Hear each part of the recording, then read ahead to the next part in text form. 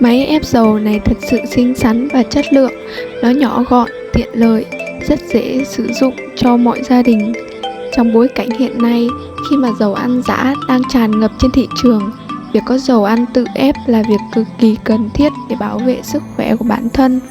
Dầu ăn làm từ lạc có nguồn gốc rõ ràng, rất tốt cho sức khỏe của gia đình. Tại sao bạn không thử ngay hôm nay?